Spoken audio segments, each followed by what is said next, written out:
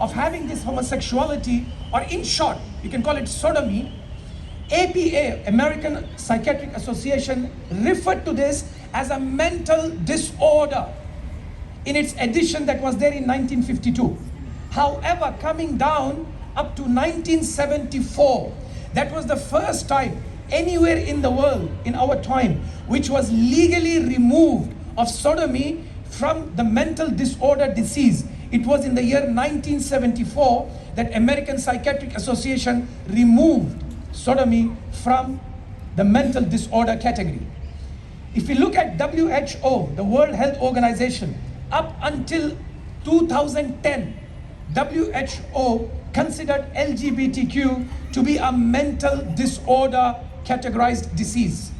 If you look forward further, International Classification of Diseases, ICD, in their 9th edition, they considered sodomy, LGBTQ, transgenderism ideology as nothing different to mental disorder.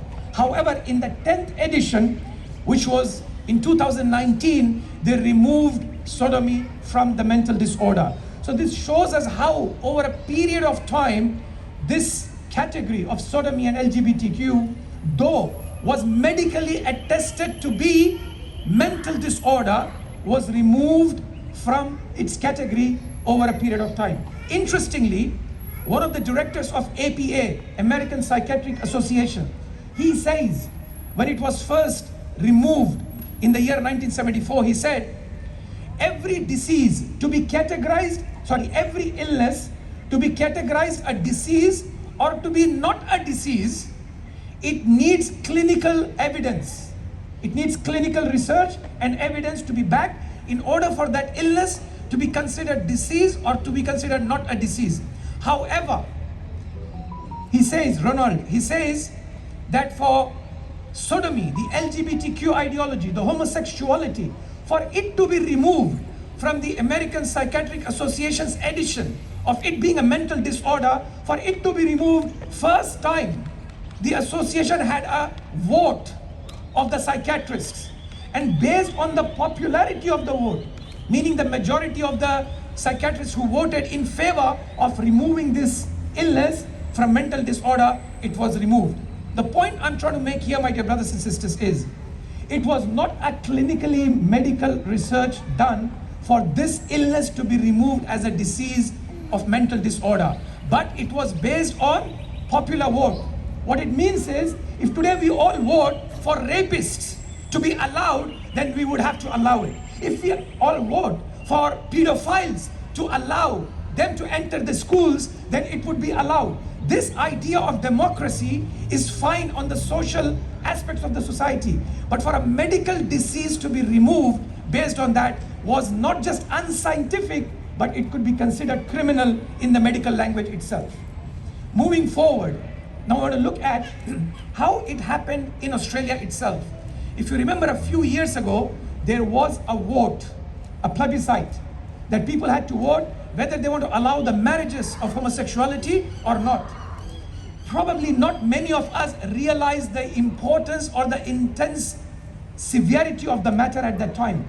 It was hardly a matter of 52% voting in favor of that marriage and 48% voting against it. Had it been that we lobbied it strongly and fought for it at that time, the marriages would not have been allowed. However, the general populace, Muslims and Christians and Jews and other faith groups, thought that it is their right. A person who wants to practice or have a relationship with somebody else, let that happen. But that has now come back to bite us very severely. The fight is no more about somebody individually as an adult doing whatever they want to do. We have already kept our eyes closed for adultery, for fornication, and maybe even for homosexuality. But now the problem is they are now entering our homes. I don't know if you realize there has been a new legislation that has been passed in Victoria, and it is now being passed in New South Wales as well. The legislation it's called Change or Suppression, that is Conversion Prohibition Act. Anything that is done to stop a person from being homosexual or any advice given to a person from being part of the LGBTQ ideology, including teachers, medical professionals, as well the parents. And this is not referring to just adults, this is referring to a child of any age. Previously, they were arguing about 18 plus. Now they have removed the condition of 18. So any child who comes to you and says, I want to change my gender, or who says, I want to be a homosexual, or who says, I want to be LGBTQ, you as a parent, or an imam, or a teacher, or a medical professional do not have the right to say even a word against that ideology. If you do, the legislation says you can be jailed for up to 10 years, or you can be fined for up to $50,000. I say, is this freedom for the people of faith? Definitely not. So let's look at what does the religion say about this. And while it is quite scary, let me empower ourselves that this legislation allows everybody to teach and preach their religion, but not to preach their own ideology. So you got to differentiate between the two. You can teach the religion. You can say Islam says it's haram. You can say Islam says it's filthy. You can say Islam prohibits this, but you cannot say I say this is wrong. You cannot say I say this is filthy. You cannot say I say that this is prohibited marriage. So you got to be able to differentiate between the two. Save your backs and speak as loud as you can in order to tackle this. Let me put forward some aspects of our religion here. What you can use in your day-to-day discussions, what you can use for the people around you, and even in your sermons.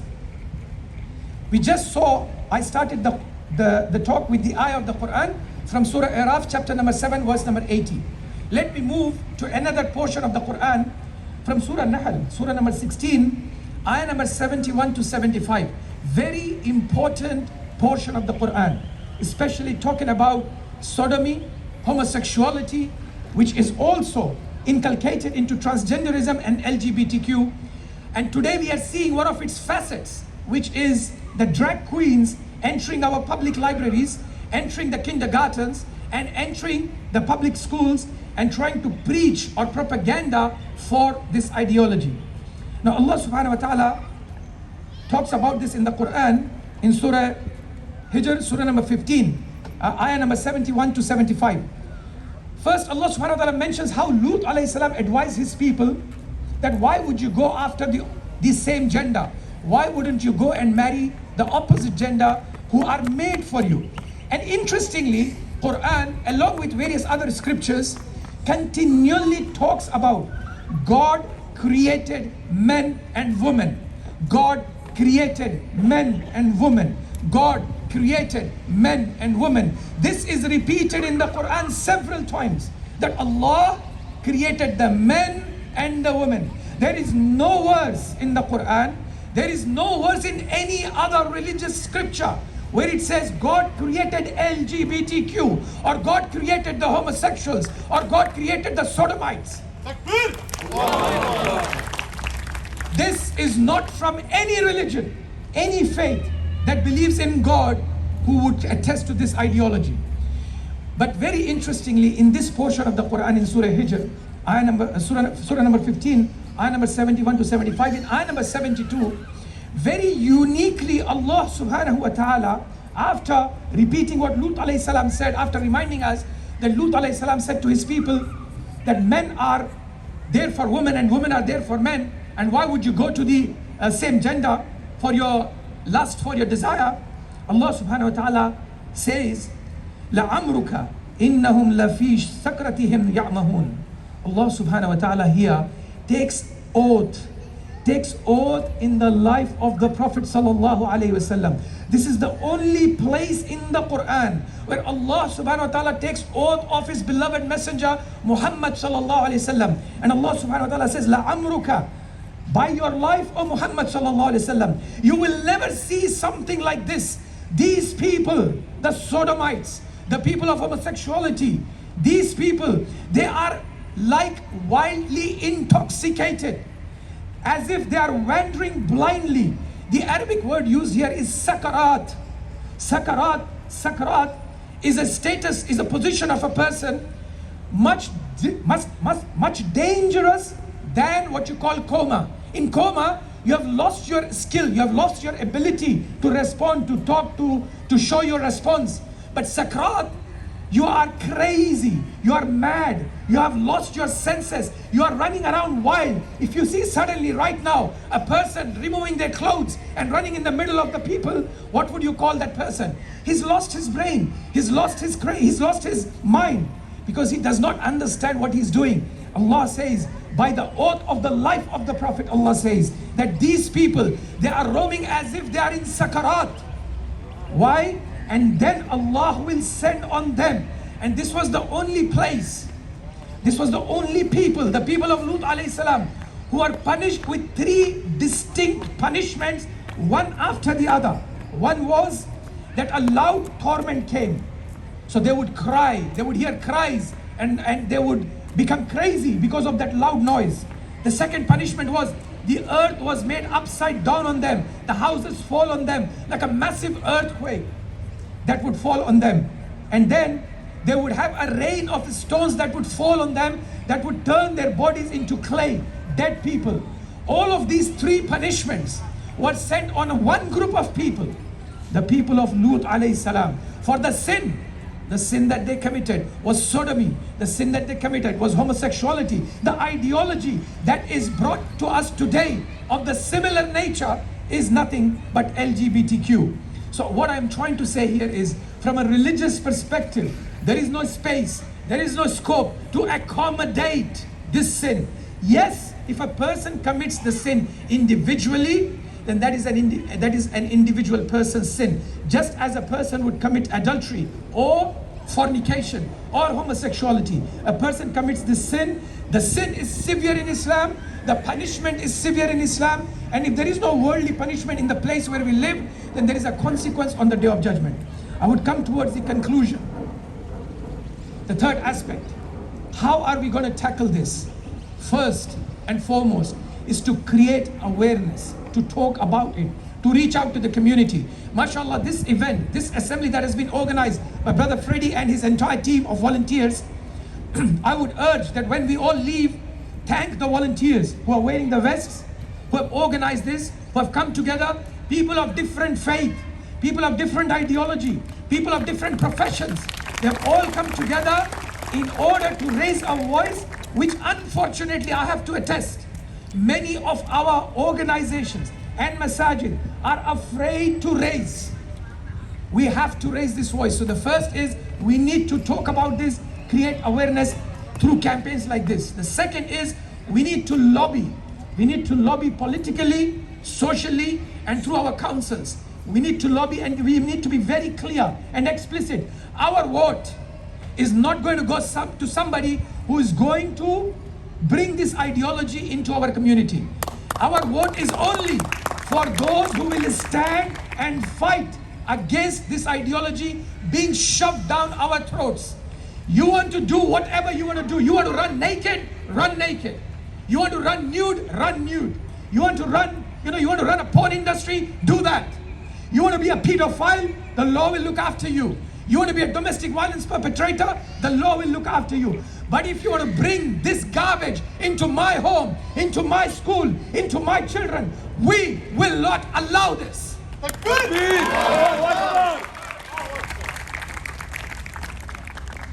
Lastly, my dear brothers and sisters, I want to come towards the conclusion, the last point. This third aspect, we need to fight for our children. We sitting here under the sun today, we sitting under the rain at times, we sitting and spending our time and effort in order to fight this ideology. It is a fight for our children. It is not for me as an individual, it is not for you as an individual, but this is for our next generation, for our children who are happy, smiling, running around us. We want to fight for them. So remember, every step that you take, you get the reward from Allah subhanahu wa ta'ala for standing for something which is according to the command of Allah subhanahu wa ta'ala. And second, for your own selves and your families. And third, for the da'wah of Islam. We have been silent for quite long. We let this ideology perpetuate. We let this ideology have its propaganda. We let this ideology become a legal entity. But now it's time. We need to fight back, fight for our children. I would conclude from the ayah of the Quran where Allah subhanahu wa ta'ala mentions about a very specific kufr in the Quran. And this is the kufr of not committing the sin, but of supporting the sin. So my dear brothers and sisters, as believers, if we are silent today, I am afraid we may fall into similar category of sin and kufr. May Allah protect us. Allah subhanahu wa ta'ala mentions in Surah Tahrim, Surah number 66, ayah number 10, ضرب الله مثلا للذين كفروا امرأة نوح وامرأة لوط. Allah subhanahu wa ta'ala tells, Allah sets forth an example for those who disbelieve. The wife of Nuh and the wife of Lut, they were under two of our righteous slaves, but they both betrayed their husbands, the command of their Lord.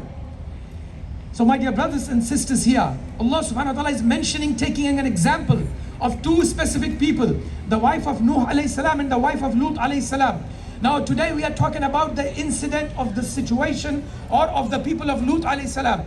The people of Lut alayhi salam, their crime, their sin, their kufr was sodomy, of homosexuality, of their support of their sin to LGBTQ. In modern day times, the ideology of LGBTQ, drag queens or queers. But the sin of the wife of Lut alayhi salam was not that she was a sodomite, was not that she was an LGBTQ herself, but the sin that led her to kufr was she was a supporter of LGBTQ ideology or a similar ideology of that time, of the sodomites and of the homosexuals of that time, that led her to kufr. For Allah to declare the kufr of such a relationship, of such an alliance in the Quran is significant. What I and you want to go away from today is, we want to make sure that we do not fall on the path of that kufr, the kufr of the wife of Lut alayhi salam. May Allah protect all of us, and may Allah grant us His strength so that we can reverse this law, this legislation that is being shoved down our throats. This has been challenged in the United States, in UK, and there are significant progresses. There are significant changes. There are reverse rulings that are being implemented there. And we Australians need to fight today to make sure that this ideology of pedophilia does not enter our schools and does not enter our houses. Wa akhiru da'wana alhamdulillah.